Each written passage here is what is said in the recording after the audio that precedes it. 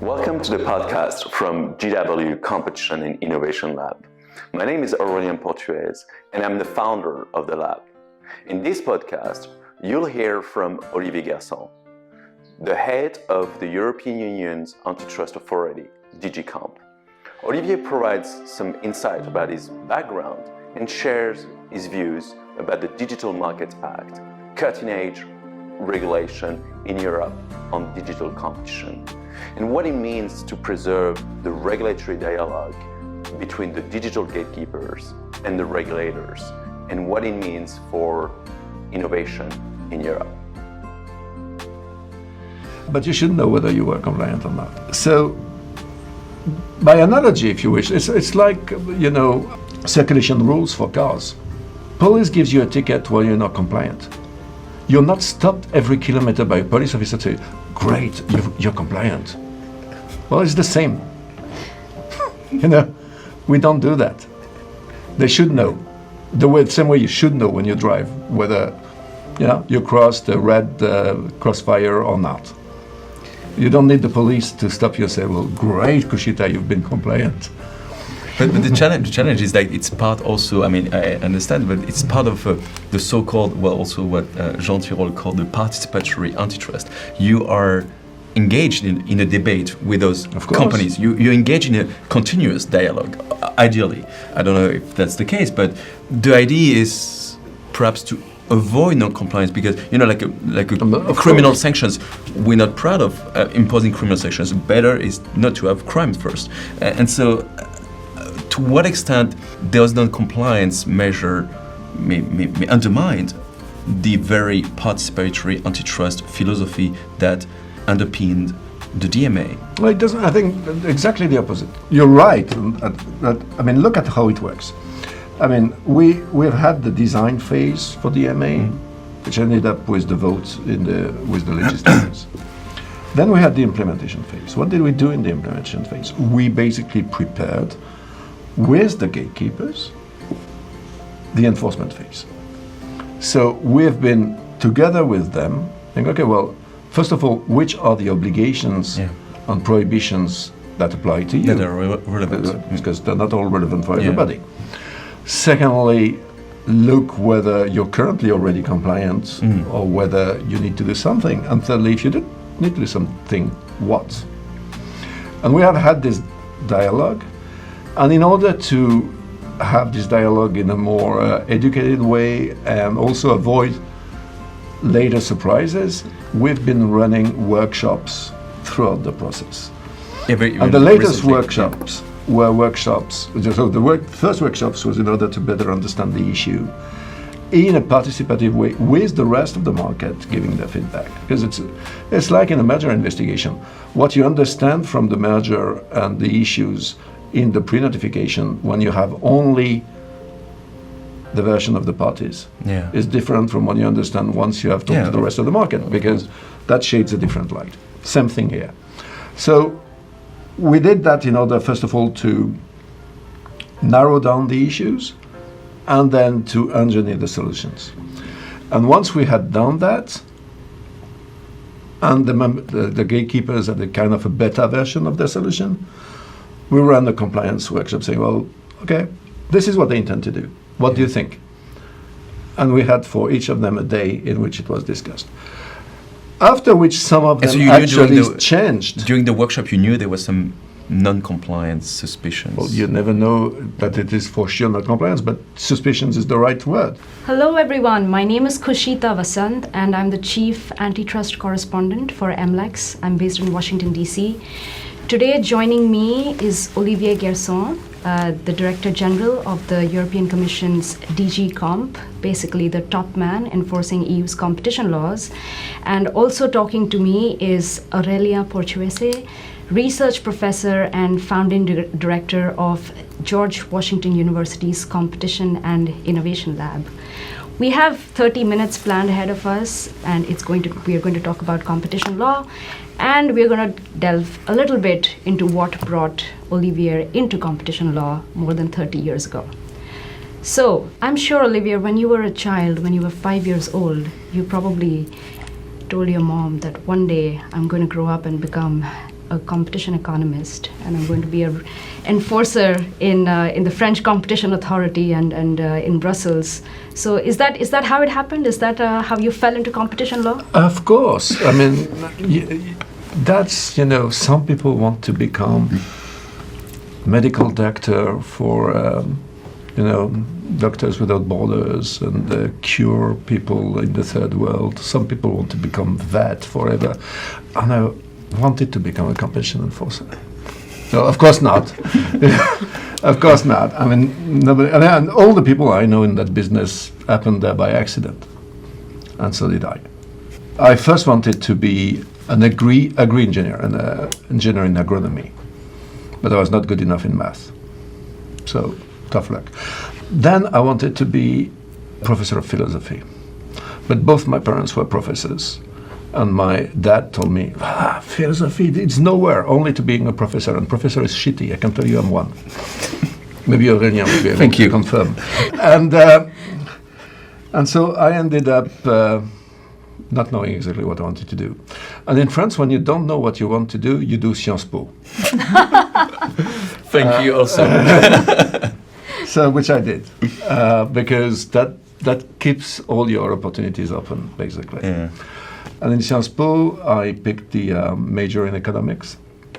So, which means you were kind enough to qualify me as an economist. I'm not really. I'm a Sciences Po economics, It's like Sciences Po lawyers is dodgy. And because I picked the major in economics, I chose to do in parallel the law school. But we have this strange system in which we have a lot of credits that we can transfer. So you can end up being graduated in law but not being a lawyer, which is pretty much my case. Because I don't think like a lawyer. I just learned by heart a couple of things and vomited it on the day of the exam, and that was it. So anyway, and after that, I still didn't know what I wanted to do. But I know what I didn't want. And I didn't want to sit in an office with a suit and a tie all day long. So didn't work out as I thought it would. And that's the reason why I decided to become a competition investigator.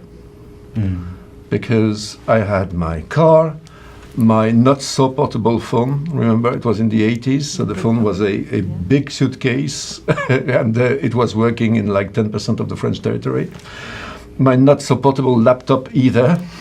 And you had a mission letter, and you had a year to do an investigation. So it was pretty much a liberal profession.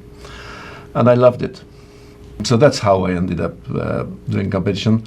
Also because I quickly discovered that being a bit of a lawyer and a bit of an economist was probably the right combo to be a competition policy practitioner.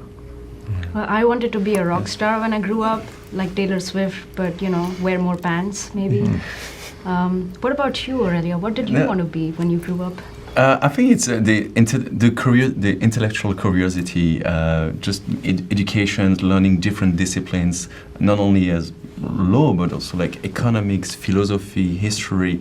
And when you think about markets and these, like, there's so much politics and history, and I was very much into political philosophy and political history. At the end, like how govern, how regulate people and their efforts, companies, their rewards, or the disappointment. I think it's fascinating if we looked at the interdisciplinarity. So I think the intellectual curiosity drove me into law and economics generally. I went to Sciences Po, and I had Professor like Bruno everybody. Sorry. But just the intellectual curiosity, and then from law and economics, this economic analysis of law, and then I narrowed it down to antitrust because the main economic analysis of law was antitrust. So yeah, it's more the intellectual curiosity and this idea of like a gray area. It's not right or wrong. It's not. It's very complex and it changes with time. So the way you enforce, you think about competition, market competition, change across cultures, change across time. That's very interesting. It's like But your dream was always to start a kick-ass podcast series. Exactly. I just thought about this day from day one, yeah. Well, I have one more question before we get to the serious stuff, Olivier. I guess your personal track record is that you've never really lost a case, except that one case in '94, which you lost, but then you eventually won. So do you want to talk about the cases that really made your career? Okay. Well, I made my career through failures. So first, I was sent to Brussels. And when I'm asked officially, well, why did you end up from Paris to the European Commission? I said, oh, the love for the European matters. That's bullshit. Not true. My last big investigation in France was on the advertising business. And the advertising business is very powerful. And it was an own initiative from the French Competition Authority. And I was the investigator. And actually my boss leading the investigation section of the authority was Professor Jenny. And but I was under the authority as well of the ministry. So I did my investigation and I found a lot of infringements by these guys. Not only competition infringement, but also criminal infringements, which I had the competence to report. And in particular, I found these infringements in a firm that's quite well known because it's the firm that made President Mitterrand campaign for the presidentials. And the guy is still alive, it's Jacques Séguéla. And so I met Mr. Séguéla in his office and explained to him all the infringements and the consequences. And he picked the phone and he called the Prime Minister. I said, well, I have this young man in front of me. He tells me that I'm going to go to jail because that's the law. Is that true? I don't know what the Prime Minister answered. They said, well, but if it is true, you understand that the law needs to be changed. And I was like, ha. Anyway, to cut a long story short, this investigation didn't increase my popularity in the French administration. So I was left with very little to do for the next 6 months. And after 6 months, in the meantime, the Commission had prohibited its first merger, and it was a French case. It was the acquisition of the Havilland by French Aerospatiale. And that was seen in Paris as a national disaster. And the analysis was, but we didn't have the right French in Brussels to oppose that. So I was called at my Director General's office, and he said, oh, well, we don't use you much since you're advertising exploit. I don't know whatever it is in English. So, but you know very well mergers, merger control, don't you? So no, I never did a single case. And yeah, but you speak English.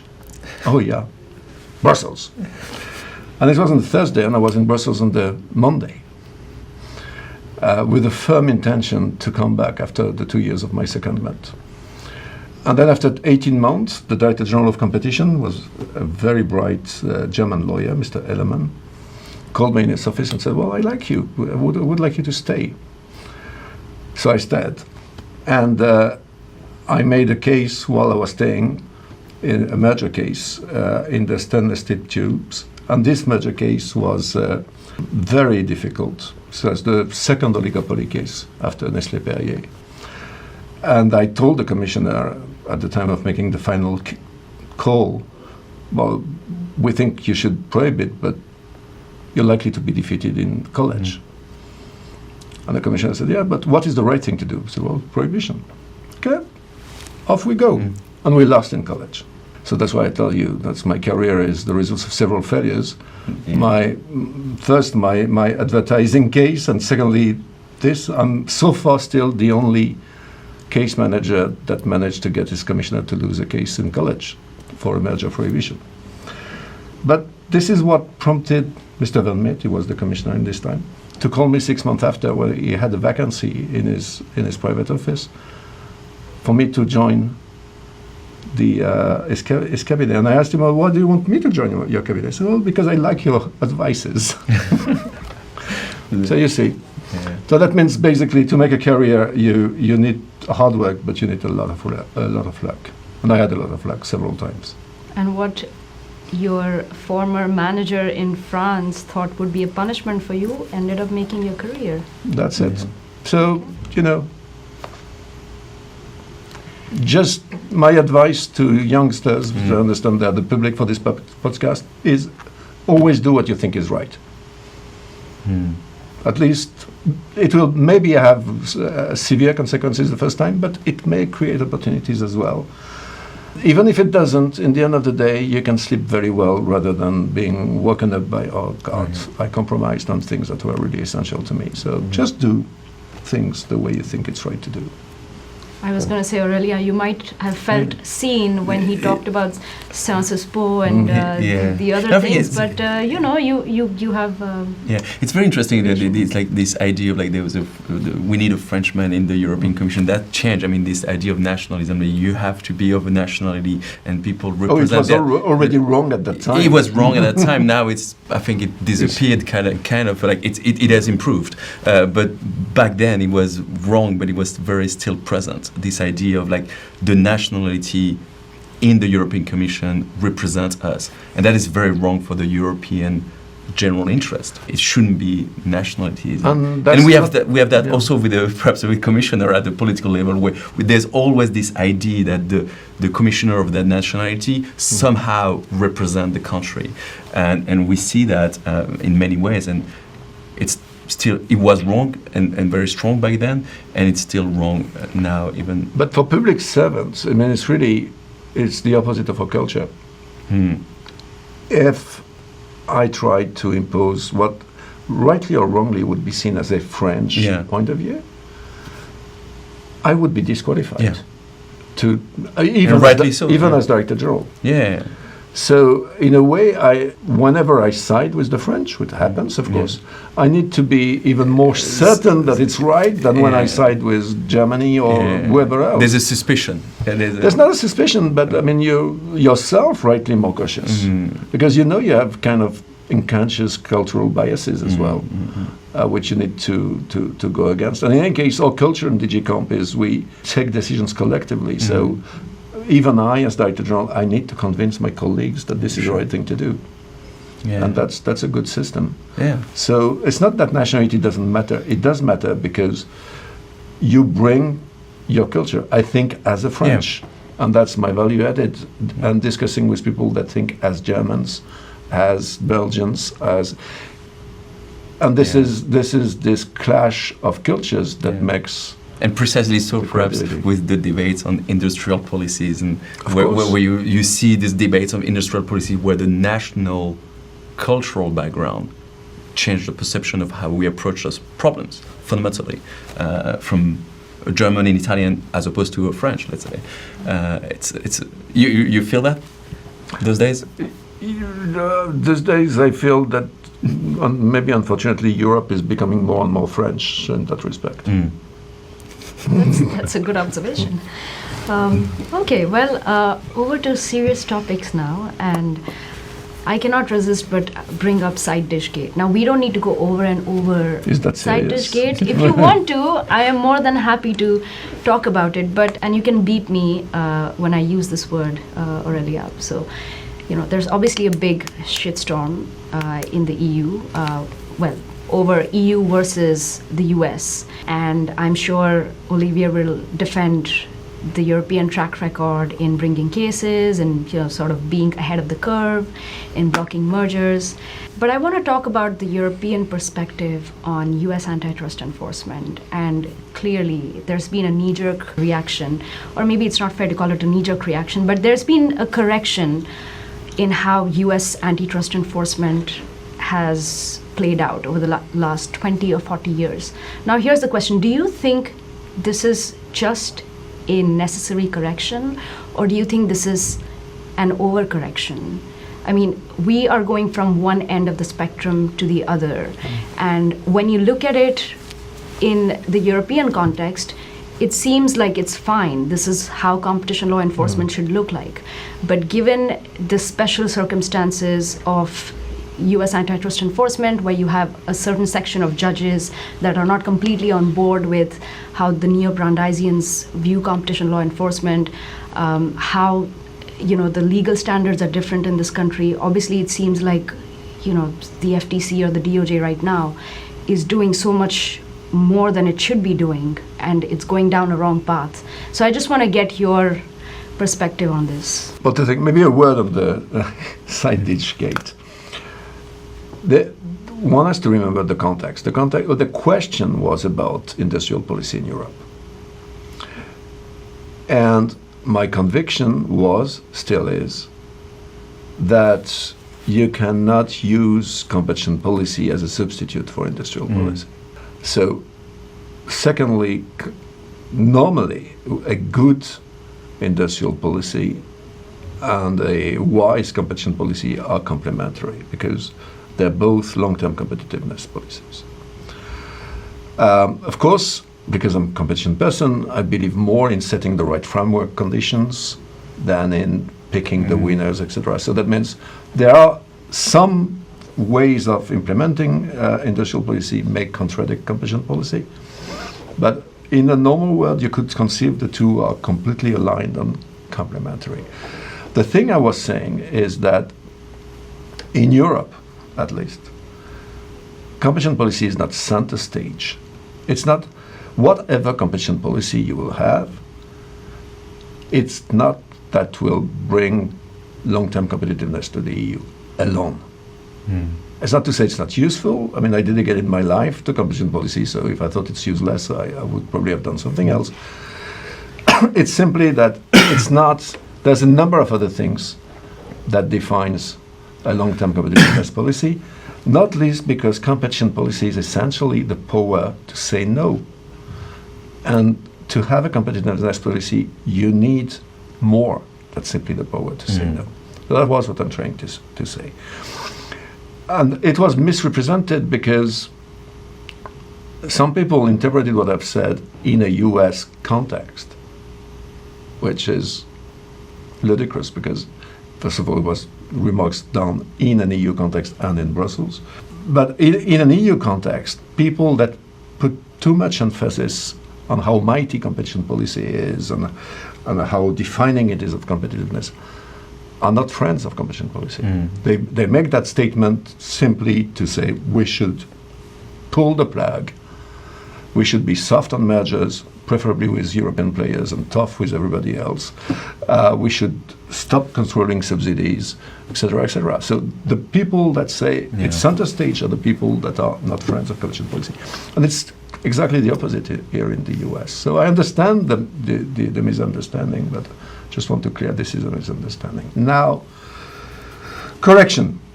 Well, to be fair, I mean, remember, no, you're too young to remember, but you know that over the last 25 years, for most of the period, we were criticized by the doctrine, by the enforcers here in the US and in many other jurisdictions as being too interventionist. That was the criticism. And ironically, now today, everybody's at least as interventionist as we are.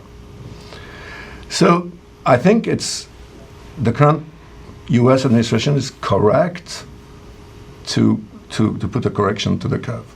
They, as an enforcer, I think the US under-enforced or was not enough interventionist for years. So I'm very happy that they join us in the interventionist camp. Is it another correction? It's not for me to judge.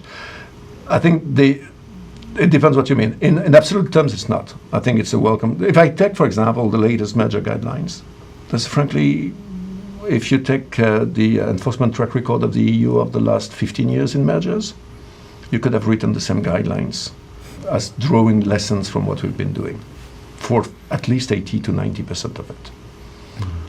The remaining 10% maybe we wouldn't do. But it's funny that now we look like conservative while we've been at the forefront of enforcement. So we think we don't need to fundamentally correct because, of course, we never did perfect. Of course, we could have done better. But broadly, we are where we think we should be, you know, in terms of balance of enforcement. We were the first one to develop and then roll out on a significant basis innovation theories of harm in mergers, in antitrust. I mean, lately in the booking case, I think we're the first one to roll out in a reasoned negative decision that will be subjected to court scrutiny an ecosystem theory of entrenchment. So we've been at the forefront for many things, so we don't feel we need a correction. I personally think the US policy needed a correction. I think it's welcome. So, and it's not another correction in itself. Now, is it another correction in the context of the American legal system? That we will know only when we will see the results in courts. There is a doubt whether the courts will be able to swallow that correction. I hope they will, to be frank. I think what Lena and Jonathan are doing is great and was really needed. So you're saying the Europeans were the original revolutionaries, and No, we never were. And I mean, when I hear today people that say, "Oh, in digital, competition is central stage because it's not about competition only; it's societal, it's existential." My reaction to this is, well, why don't you start by trying just to do the job? Okay, it's maybe boring, but it's about competition. And the big societal issues, I agree, are there. But there, without saying again that we are a side dish, there are many other. I mean, you cannot use competition policy as a replacement for privacy policy, for consumer protection policy, for industrial policy, for etc. That's wrong. I think, frankly, you must be tired of this whole EU versus US debate, because it's very cyclical. People talk about convergence and how we are doing the same cases, and then now the debate has moved on to who is more aggressive and who is more revolutionary. But that's not a debate among ourselves. No. You've noticed that. I mean, we have, frankly, we have the best cooperation I've ever seen with the US administration in my whole career. Okay. I think the criticism was very unfair to the European Commission, because it has been, of course, at the forefront, and the European Commission policy was not about consumer welfare from the beginning. It was for market integration. It was creating the single market first. But I think what is very, how I can explain that the fact that you're not revolutionaries in a sense that it's a tradition. I think it's because in Europe it's much less politicized. First, the judges are not elected, right, by party politics. Second of all, when you look at, for example, the DMA, it was very clear that it was adopted by the European Parliament on both sides of the aisles, whereas in the US, the antitrust bills couldn't pass because of the political bickering. So I think it's more, in Europe, it has been more technical implementation of competition policy across administration, because they don't have colors, right? The administration don't have these colors. So it's like a continuum from nearly cross to 20 years ago to it's a continuum where we know that basically the next, I mean, we have European elections in a few weeks. We know that there won't be a pendulum swing with the new administration, with the new European Commission. Question is, in the US, that's not so clear. With the new administration, with judge not changing in politically, there may be a huge pendulum swing. I think the uncertainty is like in the US, there's big pendulum swing.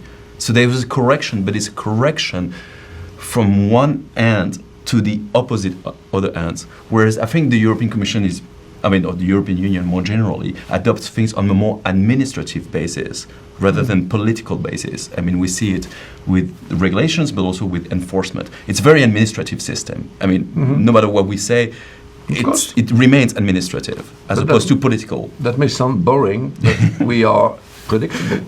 And predictable is boring. Predictable is boring, but predictable is good for business. Yeah.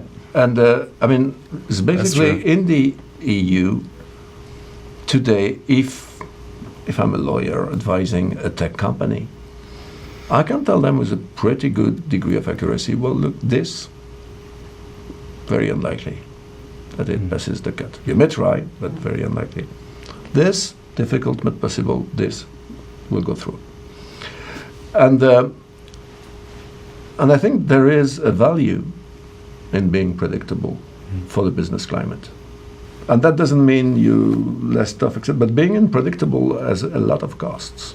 So we pride ourselves with being predictable, but that doesn't mean that we don't make our theories evolve, but we prepare it, we announce it, we make a case, we explain why. I mean, I told you about ecosystems and entrenchment. For example, this is the first case we have explained, and now we'll develop. And probably the second impact is that, of course, that has a deterrent effect. There's a number of cases that will never exist simply because they know we will take issue. Okay, so now since we have 17 minutes, I'm going to go through a few questions fast. Let's talk about the DMA. So the European Commission has opened non-compliance investigations, but then there are some companies that are just waiting to hear whether they're compliant or not. And I think I know exactly what you're going to say about this, Olivier, but what happens to these investigations that you've opened? What's the logical end? What's the logical conclusion?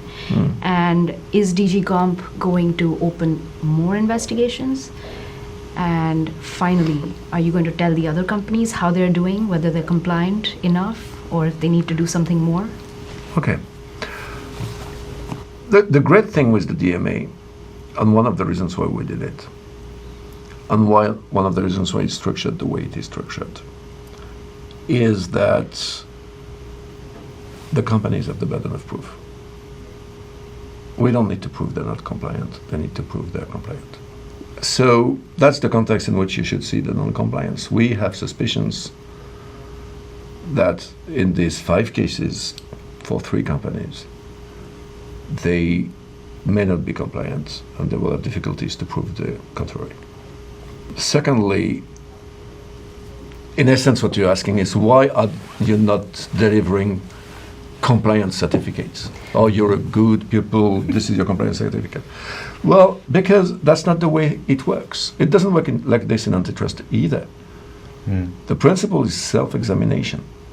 You need to know, you know the rules, you know what you've been doing.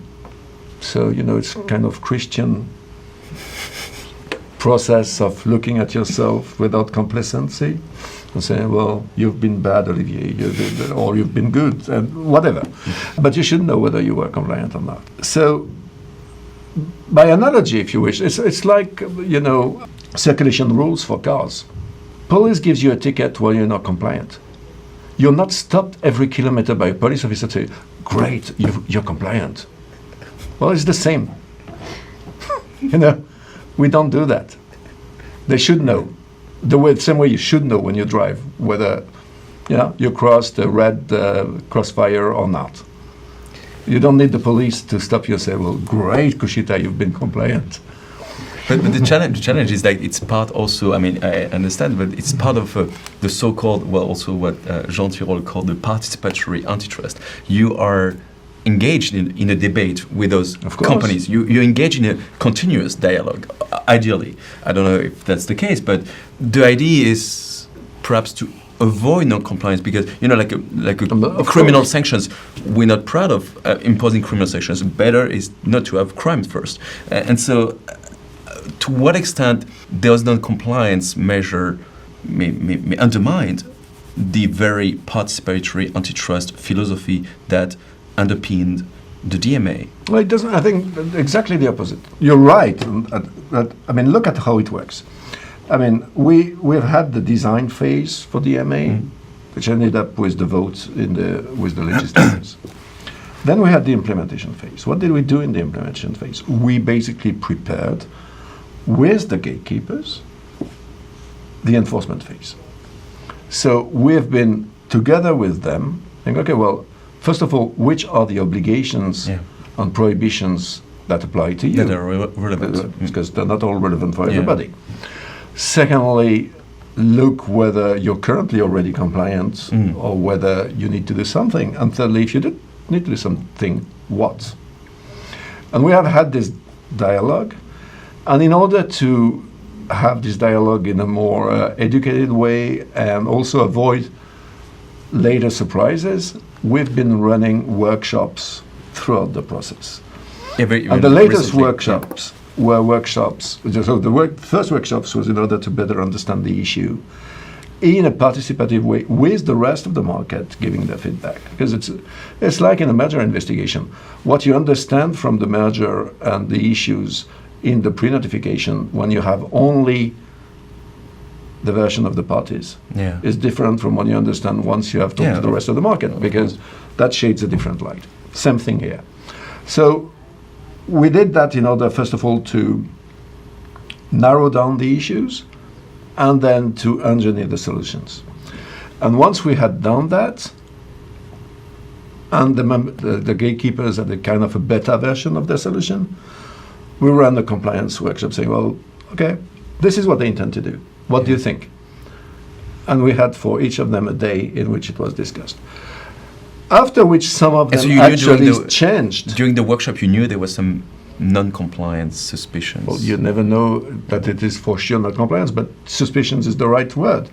So, and we told about it, well, then with, this, I doubt it will fly. And actually, the market told them, because the beta versions were public, sometimes they were already tested, said, no, that's not what it's meant to be. And some of them have changed what they were planning to do. Apple, I can say it because it's public. They announced already in 2 occasions for 2 different issues, we intended to do this, but we will do it like this, or we will not do this. We will not, for example, prohibit web apps in Europe, although that had been their stated publicly intention. We will change the design of the choice screen for the default browser. Whether it will be enough or not to comply, it's too early to say, but it's only not what they've been doing is not what they had contemplated initially, and that is thanks to this iterative process. So you're right. I mean, the whole system is geared towards not having to find them in the end. And to litigate, because that's even the counter philosophy of the DMA, to avoid litigation and to have continuous compliance. That's indeed, but even if we litigate, they have to comply in the meantime. So they may be right in the end of the day, but in the meantime, they would have to do as we say. The question is also, like, when it comes to, let's say, choice screens and how compliant, like, how many steps do you need to uninstall an app, and, compliance with uninstalling apps. Well, how easy is that? What I'm saying is, like, very in a practical manner, it's very hard to know. I mean, no, it's not. First principles. I'm a great believer in first principles. If you need X many steps when it's not your app, on one step when it's yours, it's wrong. The comparison, it's not so. I'm not a tech engineer, and that I can figure out on myself. So I guess these guys that are massively more clever than I am, they probably could have guessed so as well. To use benchmark. Okay, we have 9 minutes, and I want to try and push some more questions through. So, but I just want to come back to the 2 questions that you didn't get a chance to answer. Are you going to open more non-compliance cases? Do you have enough material right now to see that it's heading towards more non-compliance investigations? At its inception, I am from a former family of rugby players in southwest France, so I don't do subtle. I don't do subtle. I don't do complicated. When I have enough, I open an investigation. And if I don't open an investigation, is that I have not yet enough. But as soon as I will have enough, I will. So it's factual. There's nothing planned in this. It's you look at what they propose, you take the market feedback, and if you think you have enough to have serious suspicions that it's not compliant, you open a non-compliance investigation. So we have opened 5 because we had suspicions enough in 5. Whether going forward we will have suspicions in more, I don't know yet. At least suspicions enough to go to that step. There was a whaled opportunity for you to send a signal to the industry. Well, I did. Do you think 5 is not enough? No, I think you could have been stronger. And what about the next time? Is there any? Could there be any change because of the new elections and the new European Commissions, or do you think it will have absolutely no incidence? I don't know. In terms as of you said yourself, yeah.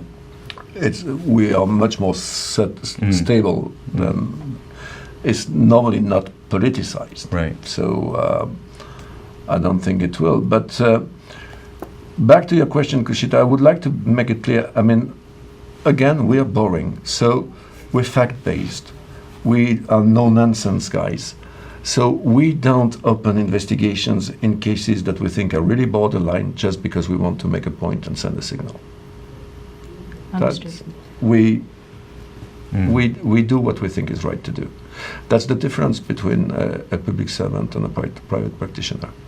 And the current investigations that you've got, do you anticipate seeing a logical conclusion to them? Is there a timeline in your mind on when you want to get those done and make sure that they're back to running? Well, there is one in the regulation, fortunately or unfortunately, and that's 12 months.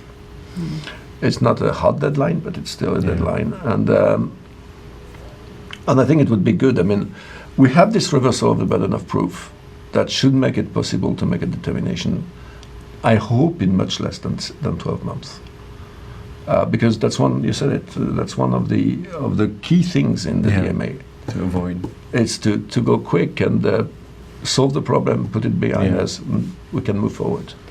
Let's talk about breakups. I think the Google AdTech case is the first time that the European Commission has talked about breaking up a company. And we've had chatter about breakups and structural remedies for a while, but this is the first time I see serious intent in Europe that they want to try and make sure that this digital advertising business model continues not to harm consumers.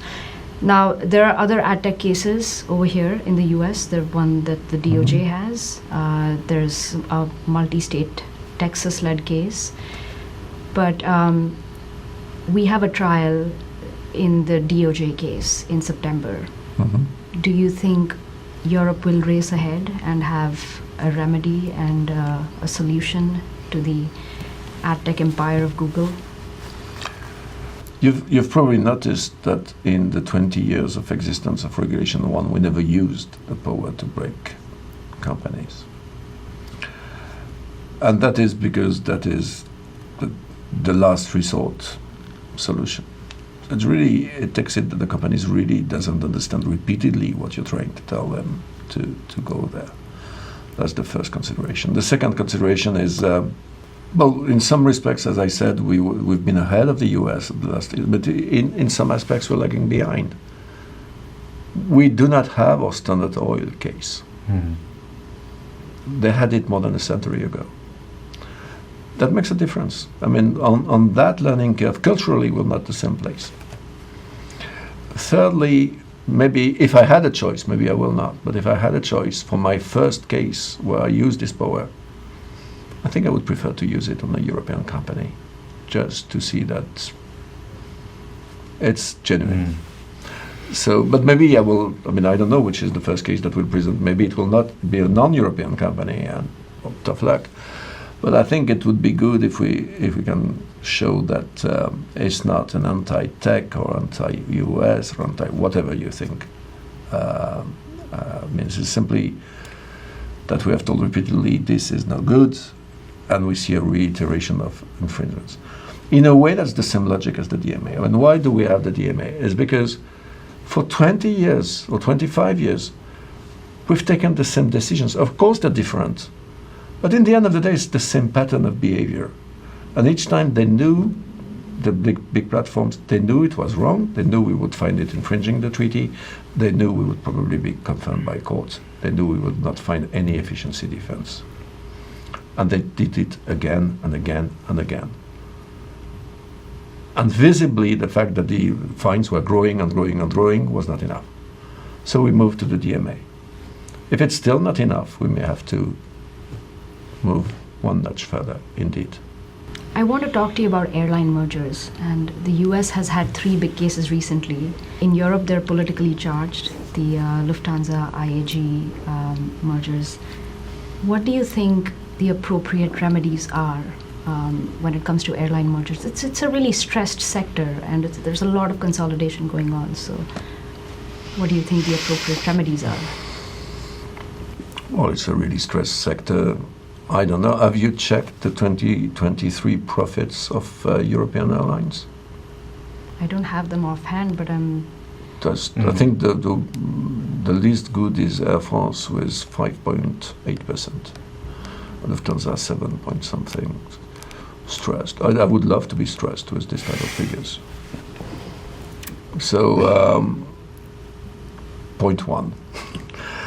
Point two, what we've seen also in Europe, less in Europe than elsewhere, over the last 20 years, but even over the last 40 years, I mean, ever since the neoliberal revolution of Reagan and Thatcher, is a relatively massive increase in concentration level pretty much in every market around the world. And guess what? This increase coincides, probably by accident, with an increase in margins and markups. And does it coincide with higher investments? Not necessarily, but certainly with higher dividends and higher market capitalizations. Is this what we are here to defend as competition authority? I don't think so. So, back to airlines.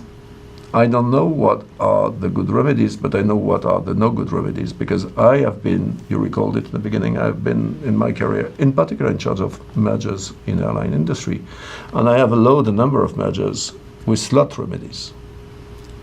That never worked.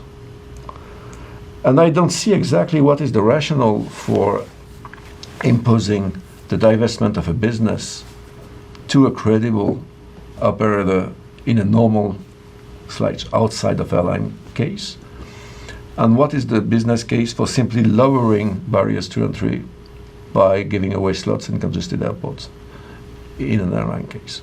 So we have started to change that policy ever since I took over, first in the Canadian case, Airline Transat, then in the first IAG case, and they both were abandoned, and then in the Korean airline case, which went through. And if you look at it, you have a good idea of what we think good remedy are. All right, so Olivier and Aurelia, we are nearly at the end of this podcast.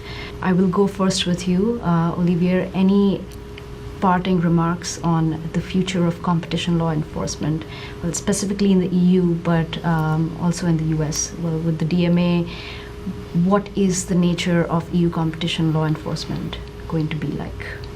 Well, that's not a question for the 1 minute wrap up, but EU competition law, unlike what many people said, and I think you said it earlier, is not really a consumer welfare standard competition law. It's also that, but at least in a broad sense. It has a multiple of goals, one of which is actually a single market integration goal, and that's extremely important for us, because we have a market to build. This is something that is alien to the American logic.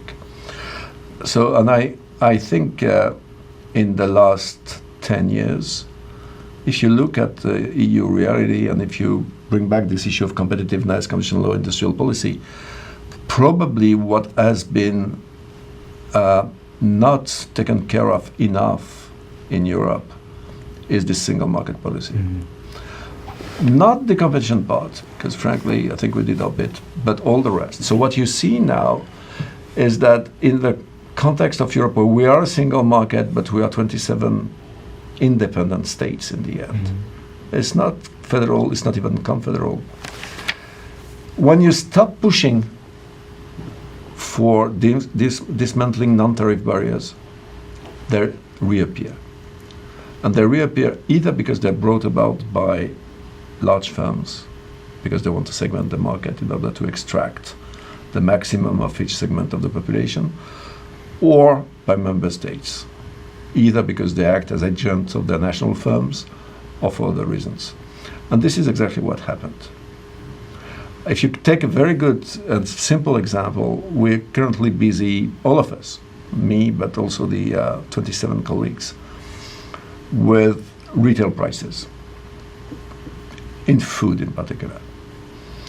And you see very strange things. You see price differential of 35% for outlets that are distant 15 kilometers, but they're on both sides of a border. And there is no parallel import. That's fishy. And in my view, that wouldn't have been possible 20 years ago. So we're going backward. For many reasons, and again, it's not a competition policy issue. The competition policy is key there. It should continue to push, but it cannot do it alone. One of the reasons is, for example, between two different countries, the labeling may be different. So you cannot actually do parallel import, or it's costly, you have to relabel, etc. And there is a reason for this. It's to segment the market. And it should be fixed by not allowing the member states the flexibility to gold plate EU rules so that you have a really functioning single market. So that, I think, is going to be going forward. Probably, it's not very sexy. Very few people talk about it, but I think this is essential for EU competitiveness going forward. I think I couldn't agree more. I think it's the single market, and that leads to, fragmentation is the main obstacles to competition, but it leads to precisely this discussion also about, we haven't talked about, but about telecommunication policies, and the European Commission has started looking at those telcos and how we can avoid fragmentations of a number of companies in those different industries.